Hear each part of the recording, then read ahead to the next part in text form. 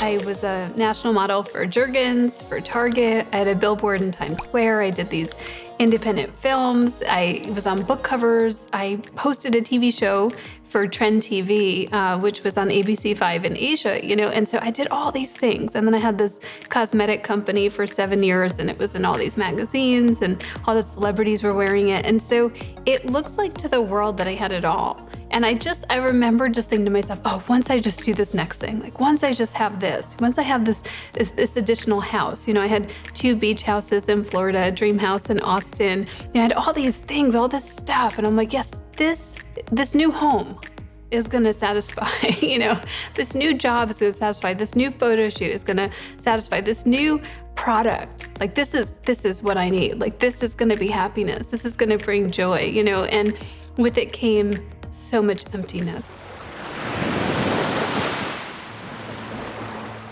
And so it got to this point where I went out to Hollywood for this dream come true, trip. And I'm on the rooftop.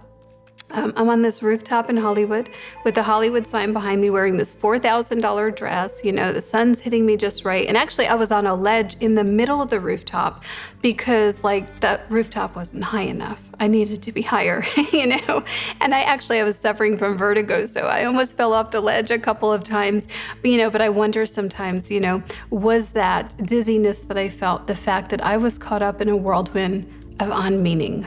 I had no idea who I was and why I was here. And there's a moment on the rooftop when I'm looking in this compact and I catch a glimpse of myself, and it looked glamorous. To the world, it looked like I had everything. And I'm looking in the mirror and I'm like, who are you?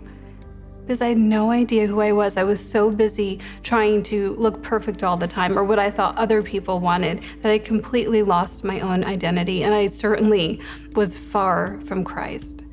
And that night I spent crying on the shower floor of this fancy hotel room in West Hollywood, just for the first time praying in 12 years. Like the first time I just really, really poured my heart out and said, Lord, I need you. I don't have this anymore. That cry for help, that cry in my heart is what really began the door to the door to open in my heart for grace to rush in. And so I had this experience where my whole life flashed before my eyes. Every sin I've ever committed, who followed me, who followed them, and it was excruciating to see, and my message is one of mercy. So I do want to add that now, but I want to tell you that where my soul was, where I was at that point, and I don't sugarcoat this to anyone because I think this is so important. It hurt. It hurt to see how I didn't love. It hurt to see how I didn't love Christ, But what I was shown was that the good column, the column to love, the column to be who I was created to be, to use the gifts and the graces and all the things that God gave me to actually build his kingdom, that column was nearly empty. And I saw that column weighed more. And, I've prayed about this a while, why did the good column weigh more than my worst sin? And, I didn't even know the scripture at the time. Love covers a multitude of sins.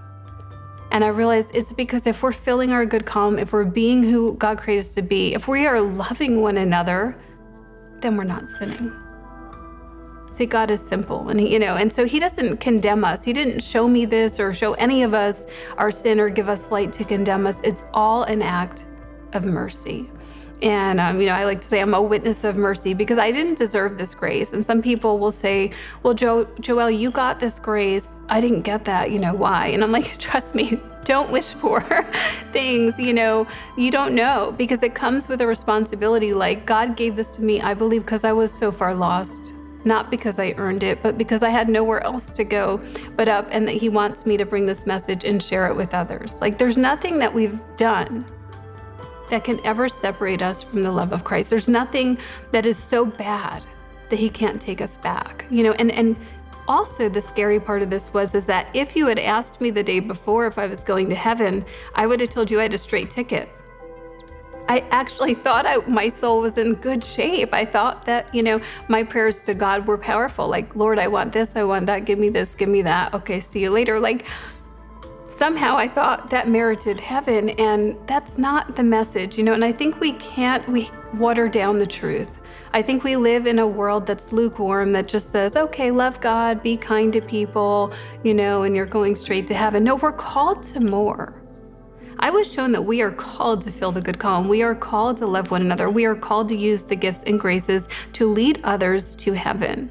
And that's where our joy is. And so if we're living in misery, it's because we're not connected to God. We need that connection. We need to be vulnerable. We need to get on our knees, even if it's in a shower or by the side of our bed or wherever it is, and say, Lord, I need you.